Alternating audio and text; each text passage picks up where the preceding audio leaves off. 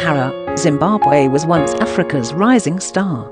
Boasting robust human capital, considerable natural resource wealth, and modern infrastructure, it was the continent's leading producer of crops such as maize, wheat, and soybeans.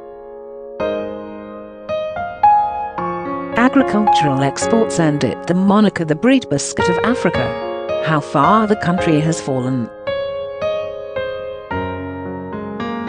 Today, Zimbabwe can barely feed its own people, let alone the rest of the continent.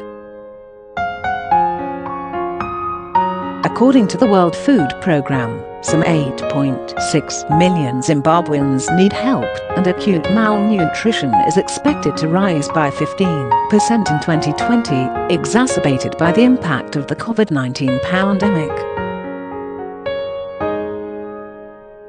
Moreover, the government is failing to provide basic services, such as safe drinking water, healthcare, adequate housing, and education. Zimbabwe is also enduring one of the worst economic meltdowns in its history, and the second in a little over a decade. The country is now beset by runaway inflation, severe fuel shortages, prolonged power outages, and mounting unemployment. Some 90% of Zimbabweans now struggle to make their living in the informal sector. These problems began with severe economic mismanagement under Robert Mugabe, whose 37-year-long rule, which ended when the military forced him to resign in 2017, was marked by severe, often violent political repression. But Mugabe's successor, President Emmerson Mnangagwa, and the military junta that facilitated his rise to power have not brought much change. Not only have they done little to reform the economy and create conditions for investment and growth, they have also maintained Mugabe's repressive practices. But it is not only Zimbabwe's people who are suffering from the regime's behaviour. So is the environment. The Forestry Commission of Zimbabwe estimates that the country is losing 330,000 hectares of forestland per year, and that total forest and woodland cover has dropped from 53% to 45% since 2014. The primary reason for this decline is that Zimbabweans depend on biomass for nearly 70% of their energy, owing to the unavailability of electricity and the high cost of gas for cooking. Deforestation in Zimbabwe has contributed to the decrease in annual rainfall in the region over the last decade. Air that passes over trees produces twice as much rain as air that does not, given Zimbabwe's location in the tropics, which makes it particularly vulnerable to shifting rainfall patterns. This has contributed to recurrent droughts, a major driver of rising food insecurity.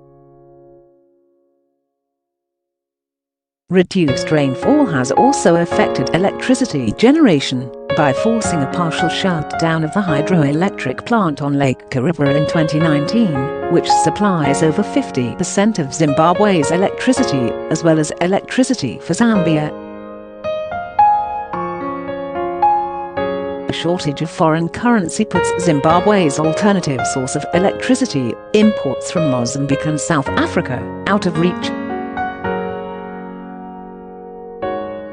In 2019, power outages lasting up to 18 hours became routine, disrupting economic activity.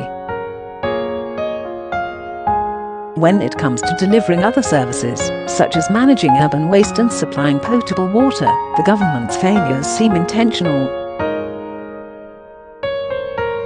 Over the last 20 years, the opposition Movement for Democratic Change Alliance, MDCA, led by Nelson Chamisa, has gained popularity and now controls 26 out of 32 urban local governments.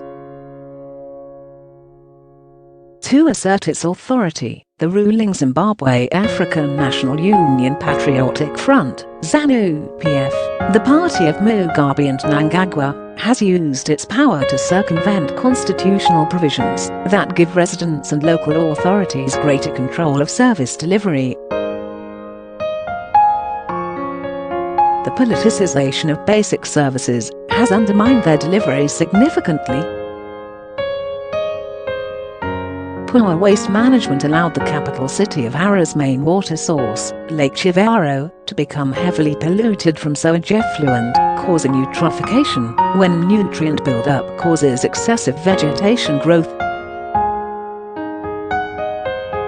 According to a recent report by the Harare City Council, water from Lake Kariba is now contaminated with substances linked to liver and central nervous system ailments. Harare's main water treatment facility, built with a capacity to serve 300,000 people, today supplies water to over 1.5 million, and is not nearly up to the task. The combination of inadequate waste management and a lack of potable water was responsible for the 2008 cholera outbreak, which claimed over 4,000 lives.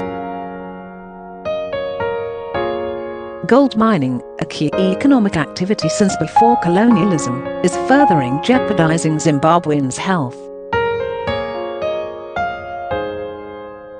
But political uncertainty and an unfavorable business environment have weakened investment in the industry. So most mining, some 60%, is carried out illegally, with no regard for environmental or safety standards. The result has been increasing pollution in the Maize River, which flows from Zimbabwe into Mozambique, where the increasingly toxic water is used for household, recreational, and agricultural purposes. Enforcing environmental standards is not a priority for Zimbabwe's government, because gold is a valuable source of foreign currency.